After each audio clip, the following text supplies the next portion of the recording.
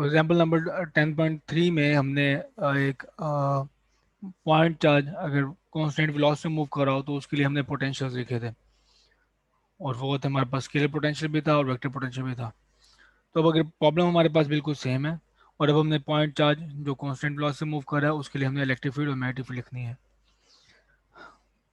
Previous lecture में हमने electric field और मैग्नेटिक फील्ड के एक्सप्रेशन ड्राइव कर चुके हैं, तो उसी एक्सप्रेशन में एक्सलेशन वाली टर्म भी थी।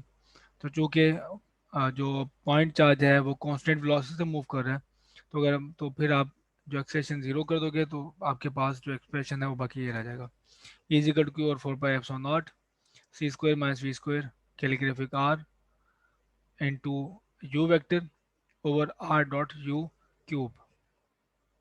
तो एक टर्म जो एक्सलेशन वाली थी वो जीरो होगी और बाकी आपके पास ये एक्सप्रेशन रह गया। इधर चूंकि कांस्टेंट वेलोसिटी से मूव कर रहा है और हमने जो इसका ट्रेजेक्टरी का जो वाई इंटरसेप्ट है वो हमने ज़ीरो लिया है, ठीक है, क्यों जाके जो हमने टाइम स्टार्ट ही तभी किया जब पार्टिकल जो है ओरिजिन से पास हो रहा है। तो ट्रेजेक्टरी हो ये होगी W is equal to V T, ठीक है। तो इस केस में हमने इसको वैल्यूएट करने के लिए हमें दो एक्सप्रेशन एक्सप्रेशन चाहिए वैल्यूएट करने के लिए।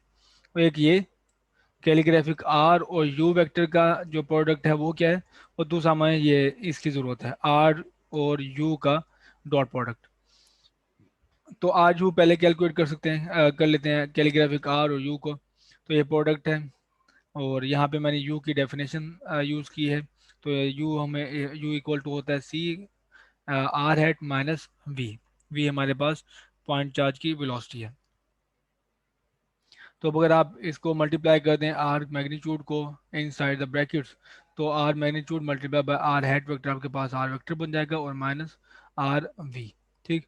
अब इस जगह पे भी आर की डेफिनेशन अप्लाई कर दें और इस जगह पे भी आर की डेफिनेशन अप्लाई कर दें। तो आर की डेफिनेशन आपको पता है R minus V T R है। ये कैलीग्राफिक आर की डेफिनेशन है। तो यहाँ पे ये आर वेक्टर आ गया। आर है कैलीग्राफिक आर की डेफिनेशन वो इक्वल टू है C into T minus T R.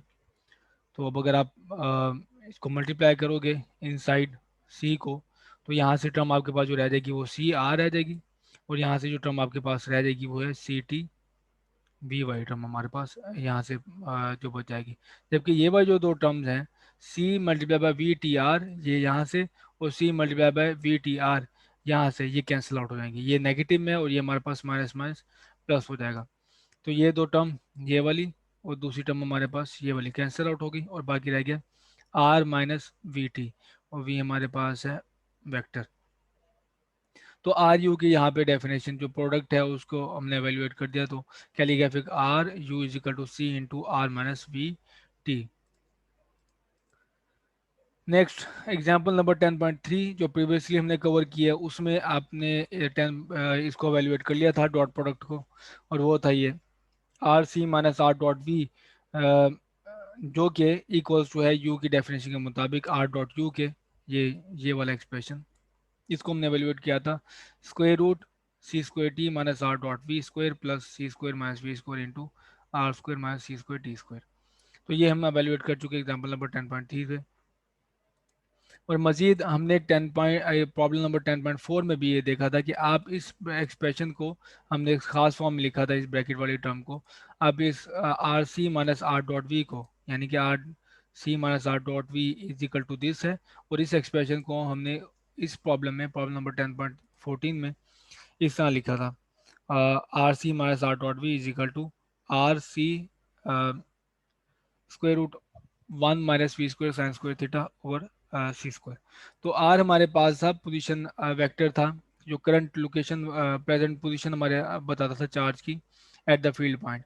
तो ये प्रेजेंट पोजीशन से फील्ड पॉइंट तक का जो वेक्टर है हमारे पास वो आर था, और जो एंगल है वेलोसिटी और आर के दरम्यान में हमारे पास जो एंगल है वो थीटा है, जो इस एक्सप्रेशन में यूज हो रहा है। तो आर की डेफिनेशन है R small R minus B T. ठीक है, तो यहाँ पे आर को मैंने दोबारा डिफाइन कर दिया। तो अब मैं जब के दोनों एक्सप्रेशन एवेल्युएट कर ली हैं, ये वाला एक्सप्रेशन डिनोमिनेटर वाला भी और नोमिनेटर वाला भी आर यू में, तो इन दोनों को की वैल्यू को पुट करते हैं तो आर यू की जगह पे ये वैल्यू आएगी, ठीक है, जो हमने प्रीवियस स्लाइड पे कवर किया। और ये इस जगह पे आपके पास आ गया ये value R C into one minus B square sine square theta over C square. ठीक, तो अब मैंने स्क्वायर रूट ले लिया पूरे एक्सप्रेशन का, इसका अलग से स्क्वायर रूट, और इस जो क्यूब है, सॉरी क्यूब, इसका अलग से और इसका क्यूब अलग से एवेल्यूएट किया। तो आपके पास यहाँ वाली जो कुछ टर्म्स हैं वो कैंसिल आउट हो जाएंगी, और वो ये सी है, सी से सी कैंसिल आउट हो जाएगा। और आप पूरे ऊपर वाले एक्सप्रेशन को सी स्क्वायर से इंडिविजुअली डिवाइड कर दें तो ये वन हो जाएगा, minus B square over C square आ जाएगा। ठीक है, और जबकि यहाँ पे एक आर, अगर मैं आर को लिखूँ आर मैग्नीट्यूड और आर हेड वेक्टर पे, तो एक आर यहाँ से भी कैंसिल आउट हो जाएगा, तो R head divide by R square. At the end आपके पास एक्सप्रेशन है मूविंग चार्ज की, जो इलेक्ट्रिक फील्ड है वो इज इक्वल टू है क्यू और four epsilon naught one minus V square C square over one minus V square sine square theta over C square R over R square. ठीक है, तो ये आपके पास एंगल पे डिपेंड कर रहा है कि वेलोसिटी के साथ जिस जो पॉइंट ले रहे हैं, फील्ड पॉइंट जहाँ पे आप इलेक्ट्रिक फील्ड बताना चाहते हैं, तो वो वेलोसिटी से कितने एंगल पे मौजूद है। ठीक है, तो ये इस पे भी डिपेंड करेगा। तो मैं अगर इस टर्म को एवेलुएट करूं मूविंग पॉइंट चार्ज के लिए डिफरेंट एंगल्स पे, ठीक है, तो ये मुझे एक्सप्रेशन ये बताता है कि अगर R in the parallel to velocity हो तो आपके पास जो ये टर्म है वो जीरो हो जाएगी, और आपके पास फैक्टर रह जाएगा, डिनोमिनेटर में से वन आ जाएगा, तो फैक्टर सिर्फ रह जाएगा one minus V square C square. और यही केस है कि अगर आप इसका एंगल 180 लें, एंगल जीरो लें या एंगल 180 लें, तो आपके पास जो नीचे वाली टर्म है वो वन में कन्वर्ट हो जाएगी। तो इसको अब यहाँ पे देखें आप, कि जैसे ही आप पैरेलल टू वेलोसिटी यानी कि फ्रंट एंड फॉरवर्ड या फिर बैकवर्ड हों, तो आपके पास जो वेलोस इसकी इलेक्ट्रिक फील्ड है वो रिड्यूस हो जाएगी, reduce by factor one minus B square C square. ठीक है, as compare to stationary point charge. Point charge की इलेक्ट्रिक फील्ड आपको याद होगी, वो इज इक्वल टू थी one over Q over four pi epsilon not.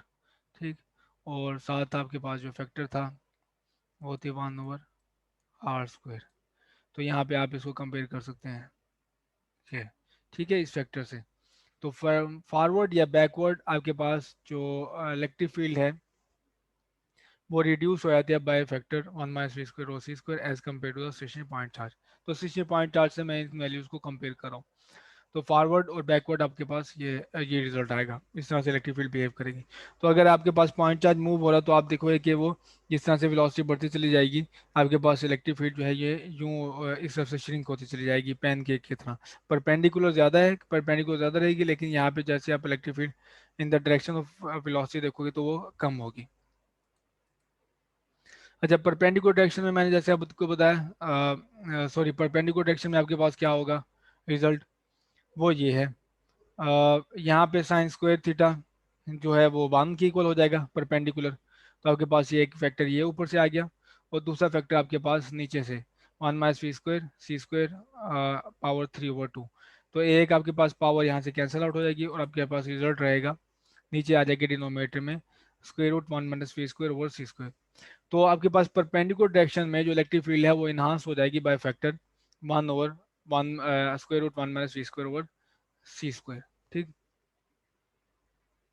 तो जितनी वेलोसिटी आपके पास ज़्यादा होगी, ये जो फैक्टर है ये लेस देन वन होगा, और जितना ये फैक्टर नीचे वाला लेस देन वन होगा, आपके पास ओवर द होल ये जो फैक्टर है वो इनहांस होगा। ठीक है, इसकी वैल्यू इंक्रीज होगी। तो अब बारी है मैग्नेटिक फील्ड की। तो मैग्नेटिक फील्ड एवेलुएट करने के लिए हमें आर यूनिट वेक्टर कैलकुलेट करना होगा।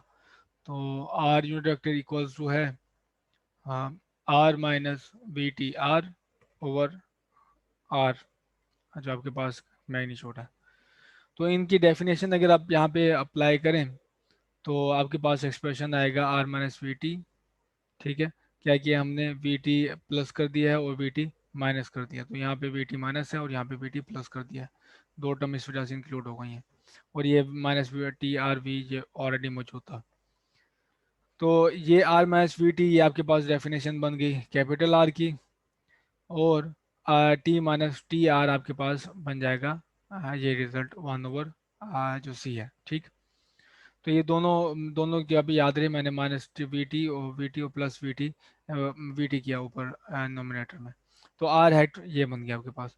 तो अब अगर आप इसकी डेफिनेशन यहाँ पे देखिए मैग्नेटिक फील्ड की इलेक्ट्रिक फील्ड के साथ, तो magnetic field is equal to 1/c R hat multiply आपके पास क्रॉस प्रोडक्ट है इलेक्ट्रिक फील्ड के साथ, तो आर हैट की वैल्यू यहाँ से आप पुट करें। ठीक, तो याद रहे आपके पास जो इलेक्ट्रिक फील्ड इक्वल्स टू है उसमें आर यूनिट वेक्टर अपीयर होता है, तो आर यूनिट वेक्टर ये है। तो आर यूनिट वेक्टर का अगर आप क्रॉस प्रोडक्ट लोगे, अगर आप क्रॉस प्रोडक्ट लो आर यूनिट वेक्टर का इलेक्ट्रिक फील्ड के साथ, या आर आपका क्रॉस प्रोडक्ट लो इलेक्ट्रिक फील्ड के साथ, तो वो जीरो होगा। ठीक है, ये देखें आर, ये वाली टर्म इस वजह से यहाँ पे जीरो हो जाएगी, जबकि आपके पास जो क्रॉस प्रोडक्ट रहेगा सिर्फ वेलोसिटी का रहेगा। तो वेलोसिटी यहाँ से आ गया आपके पास, और वह उसके नीचे जो सी था 1/c² बन गया, बी क्रॉस इलेक्ट्रिक फील्ड। तो ये रही हमारे पास मैग्नेटिक फील्ड। तो मैग्नेटिक फील्ड की जो लाइंस अगर आप ड्रॉ करें तो वो सर्कल होंगी अराउंड द चार्ज। ठीक है, जहाँ पे चार्ज मौजूद है तो वहाँ पे मैग्नेटिक फील्ड आप देखोगे कि वो ये है, इस तरह से। और जहाँ से चार्ज गुजरता जाएगा तो ये सर्कल हमारे पास छोटे करके दिखाए गए हैं। तो ये हमारे पास जो मूविंग चार्ज है, पॉइंट चार्ज, ठीक है, उसकी इलेक्ट्रिक फील्ड ऐसा होगी जो उसमें कर्ण नजर आएंगे आपको।